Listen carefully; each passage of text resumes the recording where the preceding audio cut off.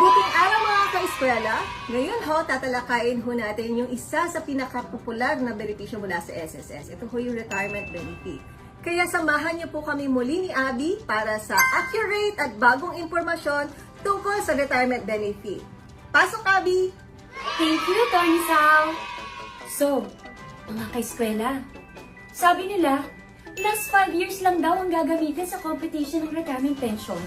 At kapag naka 10 years na daw ng contribution, pwede ka nang tumigil sa paghuhulog. That's not enough, mga ka-eskwela. So, ano nga ba ang mga dapat na i-consider para makareceive ng monthly retirement pension sa SSS? Isa sa mga dapat nating siguraduhin ay mayroon tayong at least 120 monthly contributions bago ang semester of retirement. Dapat din, ikaw ay nasa retirement age na. Ang optional retirement age ay 60 years old. Kung ikaw ay employed or self-employed, dapat ikaw ay retired na sa kumpanya or separated na from employment or self-employment. Kung lahat ng yan ay may checkmark ka, pensyonado ka. Tandaan mga ka-eskwela, ang 120 months na contribution ay ang minimum na requirement para makatanggap ka ng buwan ng retirement pension. Pero, syempre, kapag tumigil tayo sa pagko-contribute ng pang 120 months na hulog, maaaring hindi kalakihan ang ating matatanggap na pension. Mas malaki at mas maraming hulog, mas mataas na amount ng pension. Dahil ang basehan ng inyong matatanggap na monthly pension ay hindi lamang base sa last 5 years. Ito ay base sa laki ng amount at dami o bilang ng nai-contribute sa SSS. Kung more than 60 years old na at hindi ka umabot sa minimum required na 120 monthly contributions, halimbawa, ikaw ay naka 100 months na contributions pa lang, maaari mo pa bang bayaran ng 20 months na kulang na contributions para mag-qualify agad sa retirement pension? Opo, pwede pang bayaran ng kulang na contributions. But, unfortunately, hindi maaaring bayaran ito in advance ng isang bagsakan. Kahit pa nai-advance natin ang contributions para umabot sa 120 months, ay kailangan pa rin natin hintayin lumipas ang mga buwan ng binayarang contributions at i-consider ang semester of last payment para makapag-file ng retirement benefit. Otherwise, lump sum only ang matatanggap. Tandaan mga ka-eskwela, kahit above 60 o 65 years old na mandatory retirement age, ay maaari pa rin ituloy ang pagko-contribute para makaabot sa required na 120 monthly contributions at mag-qualify for pension. Kung 60 years old naman at ikaw ay nagtatrabaho pa sa isang pribadong kumpanya or may income pa rin from any business na considered as self-employed, hindi ka pa qualified mag-file ng retirement. Dahil ikaw pa rin ay active member at kailangang patuloy ang paghulog ng contributions as an employed or self-employed member.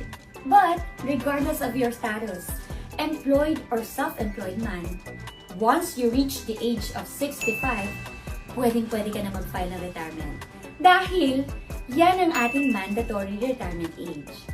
Ang isa pang tanong naman ay, mayroon bang early retirement sa SSS?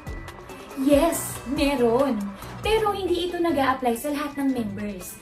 Ito ay para lamang sa ating mine workers at resource jockeys.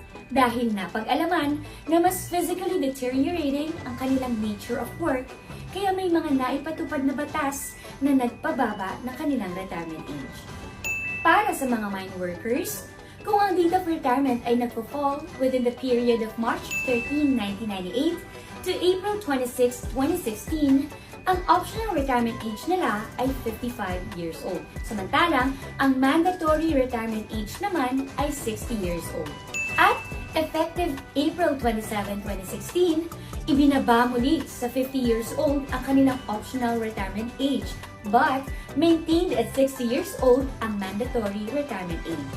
Para naman sa mga resource jockey o hinete, ang kanilang mandatory retirement age ay 55 years old. Ano naman yung sinasabi nila na 18 months advance pension?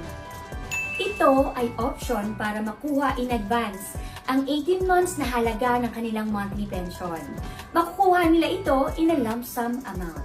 Ibig sabihin, wala munang pensyon na matatanggap for the first 18 months dahil natanggap na ito in advance. At sa ika-19th month, doon pa lamang magsisimulang tanggapin ang lifetime monthly pension. Meron ding ibinibigay na dependence pension sa mga anak ng retiree pensioner na dapat ay magkano?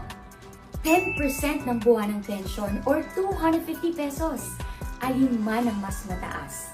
May nagtatanong naman, bakit nasususpend ang kanilang pension kapag nagkaroon muli sila ng trabaho?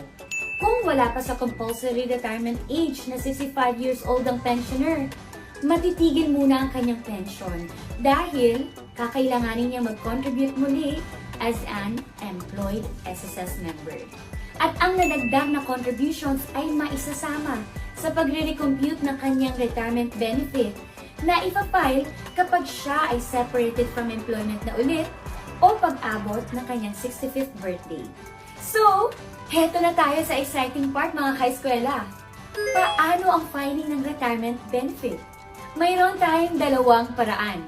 Una, ang hassle-free at no-sweat na pwede mong gawin kahit saan gamit ang rehistradong My.SSS account. Click ang Apply for Retirement Benefit. I-review ang mga detalye at sagutan ang mga katanungan tulad ng kung ikaw ba ay minero o hinete. Nandito rin kay eskwela ang exciting question. Kung gusto mo bang i-advance ang 18 months pension mo? Siyempre, kakailanganin mo rin piliin kung saan makakredit ang iyong pension. Pipiliin mo ang iyong preferred disbursement account sa mga nai-enroll mo sa Disbursement Account Enrollment Module o DAEM. Naku! Wala ka pa palang disbursement account? Watch na ng mga links below kung paano at malaman ng tips sa pag-enroll sa DAEM. Ang pangalawa nating option kung sakaling hindi nag-proceed ang online filing dahil sa conflict sa records ay ang over-the-counter filing. Mas maganda rin na mag-set ng appointment schedule o sundin ang number coding sa pagbisita sa branch. Bukod sa mga valid IDs, maaaring hingian din ng birth certificate, bank documents, o iba pang dokumento ang miyembro sa pag-aayos ng records nito bago makapag-file ng retirement benefit kung over-the-counter filing. O ayan, recap na tayo ha! Tandaan mga ka-eskwela, upang makatanggap ng lifetime retirement pension, siguraduhin may at least 120 months of contribution. Kung hindi umabot sa 120, walang buwan ng pensyon pero may matatanggap na lump sum amount. Dapat ay nasa sapat na edad na rin. 60 years old, optional retirement age. 65 years old, compulsory retirement age. Except for mine workers at resource jockeys ha. At kung 60 years old, dapat ay separated na from employment or self-employment. Mas malaki at mas maraming hulog, mas mataas na amount ng retirement benefit. At bago mag-file ng kahit anong benepisyo, ugaliing i-check kung accurate ba ang records nyo sa SSS upang maging hassle-free ang filing of application.